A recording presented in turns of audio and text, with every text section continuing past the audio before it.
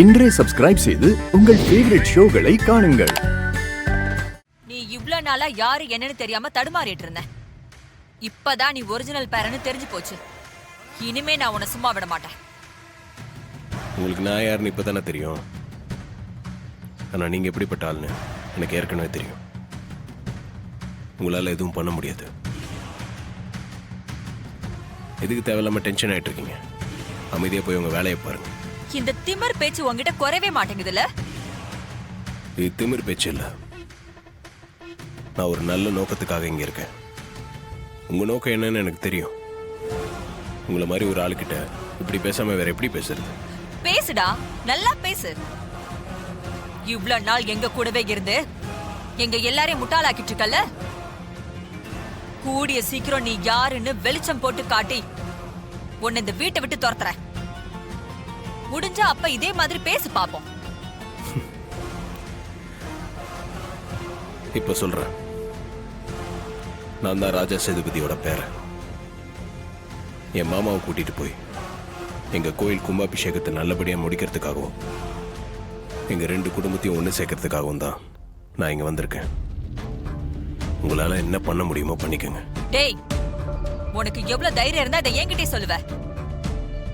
அக்கா உன் மேல ரொம்ப நம்பிக்கை வச்சிருக்காங்கங்கிற தைரியத்துல தானே பேசுற. உண்மை தெரிஞ்சா உன் நிலைமை என்ன ஆகும்னு தெரியும்ல. அதான் உங்களை நிரூபிச்சு காட்டுங்கன்னு சொல்றேன்ல. முடிஞ்ச பண்ணுங்க.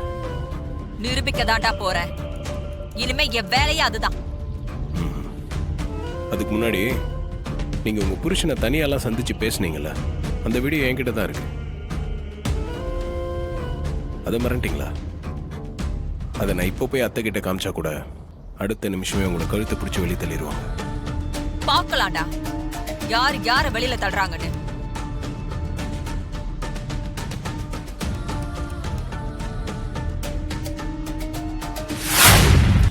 எப்பா சகல, எஸ்கேப், கிரேட் எஸ்கேப். நீ சரியான நேரத்துல போன் பண்ணி சொன்னதுனால நாம தப்பிச்சோம். இல்லன்னு வையி, நீதான் பாட்டியோட பேரன்ற மேட்ரு அத்தைக்கு தெரிஞ்சிருக்கோம். அப்புறம் அவங்க காளியாட்டம் ஆடி உன்னை இந்த வீட்டை விட்டு துரத்திருப்பாங்க. அதுவும் இல்லாம உனக்கு துணையா இருந்ததுக்காக எங்களையும் சேர்த்து செஞ்சிருப்பாங்க. என்னமோப்பா, அந்த கடவுள் நம்ம பக்கம் இருக்கிறதுனால எல்லா விஷயத்துல இருந்து நாம தப்பிச்சுக்கிட்டே இருக்கோம்ப்பா. இதெல்லாம் இன்னும் எத்தனை நாளைக்குன்னு தெரியலையே. பக்கு பக்குன்னு இருக்குப்பா. மாப்பிள, அந்த சிவநாட்டி மூலமா தான் சந்திராவுக்கு எல்லா உண்மையும் தெரிஞ்சிருக்கு. ஆனா அந்த சிவநாட்டி எப்படி உங்க ஆபீஸ்க்கு போனாங்கிற விஷயம் தெரியலையே. அதான் மாமா, எனக்கும் ஒண்ணும் புரியல. கிராமத்துல இருக்கிறவன் எப்படி சென்னைக்கு போய் சகலோடைய ஆபீஸ கண்டுபிடிச்சான்னு ஒண்ணும் புரியல. ஒரே குழப்பமா இருக்கே மாமா. மாமா, ஆனா ஒண்ணு, கும்பாபிஷேகம் நடக்கிற வரைக்கும் அத்தைக்கு இந்த உண்மை தெரியாம இருக்கணும்.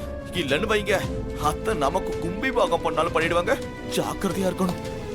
ஆமா மாப்பிள, இந்த கும்பாபிஷேகம் முடிகிற வரைக்கும் நம்ம ரொம்ப ஜாக்கிரதையா இருக்கணும். இது வரைக்கும் சந்திராவுக்கு எந்த உண்மையும் தெரியாம இருந்துச்சு. இப்ப எல்லாமே அவளுக்கு தெரிஞ்சு போச்சு. அதனால நீங்க யாருங்கிற விஷயத்த ஈஸ்வரிட்ட சொல்லி அவர் நிரூபிக்காம இருக்க மாட்டா. நாம ரொம்ப ஜாக்கிரதையா இருக்கணும். இல்ல மாமா, நான் ஒரு முடிவு எடுத்திருக்கேன். என்ன முடிவு மாப்பிள?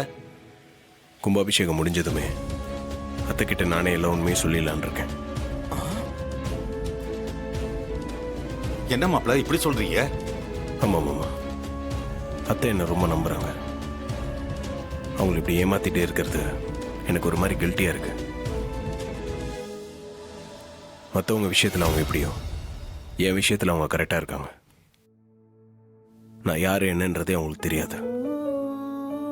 இதுக்கு மேலே அவங்ககிட்ட உண்மையை மறைக்கிறது சரியில்லை மாமா. நம்ம 2 குடும்பமும் ஒன்று சேரணுன்றதுக்காக தான் இதெல்லாம் நான் செய்ய வேண்டியதா இருக்கு. நாளைக்கு சந்திரா மேடம் மூலமாவோ இல்ல வேற யாராவது மூலமாவோ உண்மை தெரிஞ்சிருச்சுன்னா அத்தை கண்டிப்பா ரொம்ப கோவப்படுவாங்க. என்னதான் ரொம்ப தப்பா நினைப்பாங்க. அதுக்கு முன்னாடி நானே சொல்லிடுறது தான் நல்லது. அதுக்காக எல்லா உண்மையும் சொல்லிட போறீங்களா? ஆமா மாமா, நம்ம கோயில் கும்பாபிஷேகம் முடியட்டும். நானே அவங்ககிட்ட போய் எல்லா உண்மையும் சொல்லிடலான் இருக்கேன். அதுக்கப்புறம் என்ன நடந்தாலும் பரவாயில்ல. எப்பா சகல, என்னப்பா அசால்ட்டா உண்மையை சொல்ல போறேன்னு சொல்ற? அத சொன்னா பெரிய பிரச்சனை வெடிக்கும்பா. நீங்க பாரு, நீ யாருன்னு தெரியாத வரைக்கும் தான் அத்தை உன்னைய மரியாதையா நடத்துவாங்க. அவங்களுக்கு மட்டும் உண்மை தெரிஞ்சதுன்னு வையே, அடுத்த நிமிஷமே உன்னை தூக்கி கடாச்சிட்டு போயிட்டே இருப்பாங்க. ஆமா மாப்பிள, எதுவா இருந்தாலும் நல்லா யோசிச்சு செய்யுங்க. இல்ல மாமா, இதுல யோசிக்கிறதுக்குலாம் எதுவும் இல்லை. சரி மாப்பிள, அந்த சமயத்துல இதை பத்தி பேசிக்கலாம். முதல்ல இந்த விஷயம் இப்போதைக்கு ஈஸ்வரிக்கு தெரிய வேண்டாம். முதல்ல கும்பாபிஷேகம் நல்லபடியா முடியட்டும். ஆமா சகல, மாமா சொல்றதா கரெக்ட்.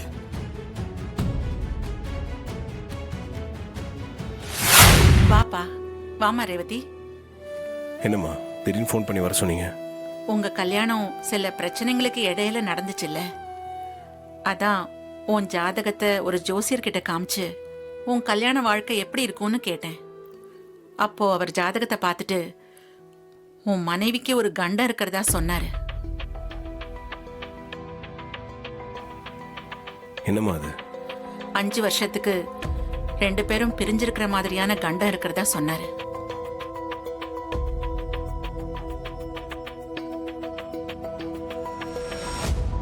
எனக்கு தூக்கி வாரி போட்டுருச்சு.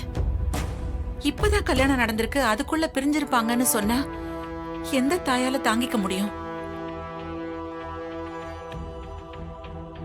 அது எப்படி? ஜோசியர் கரெக்டா சொல்றாரு. நான் ஆஸ்திரேலியா போறதும் அங்க போன 5 வருஷம் இங்க திரும்ப வர மாட்டேங்கிறதும் இவங்களுக்கு தெரிஞ்சா என்ன ஆகும்? ரொம்ப துடிச்சு போயிடுவாங்களே. அந்த ஜோசியர் சொன்னதுல இருந்து எனக்கு மன உளைச்சலாவே இருந்துச்சு. அதான் மாமா ஊருக்கு பக்கத்துல இருக்கிற இந்த கோயிலுக்கு வந்தேன். அது இருக்கிற சாமியாரு, அவர்கிட்ட எல்லா விஷயத்தையும் சொல்லி இதுக்கு ஏதாவது பரிகாரம் இருக்கான்னு கேட்டேன். அவர் பொண்ணு மாப்பிள்ளைய கூட்டிட்டு வாங்க, நான் பரிகாரம் பண்ணி வைக்கிறேன்னு சொன்னாரு. அதான் உனக்கு போன் போட்டு ரேவதியையும் கூட்டிட்டு வர சொன்னேன். அத்தை, அதெல்லாம் எதுவும் வேண்டாம். ஜோசியக்காரங்க இப்படி ஏதாவது சொல்லிட்டே தான் இருப்பாங்க. அதெல்லாம் நம்ம பெருசா எடுத்துக்க கூடாது. இல்லம்மா, என் மனசு கேட்கல. என் பையனுக்கும் உனக்கும் இப்பதான் கல்யாணம் நடந்திருக்கு. நீங்க 2 பேரும் எப்பவுமே சந்தோஷமா இருக்கணும்.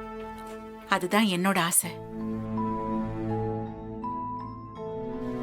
எனக்காக சாமியார் கிட்ட வாங்க, அவர் சொல்ற பரிகாரத்தை செய்யுங்க. சரிங்க அத்தை. சரி வாங்க.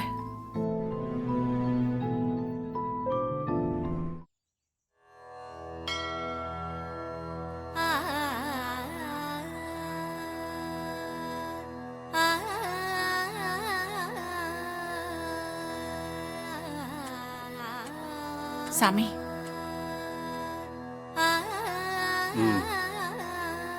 இவங்க தான் என் மகனும் மருமகளும்.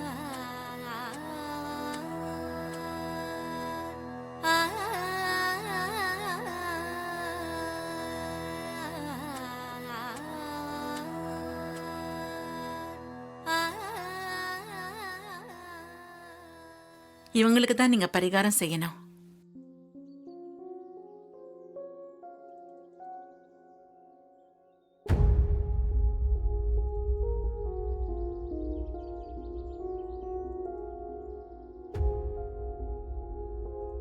என் கூட வாங்க. வாங்க.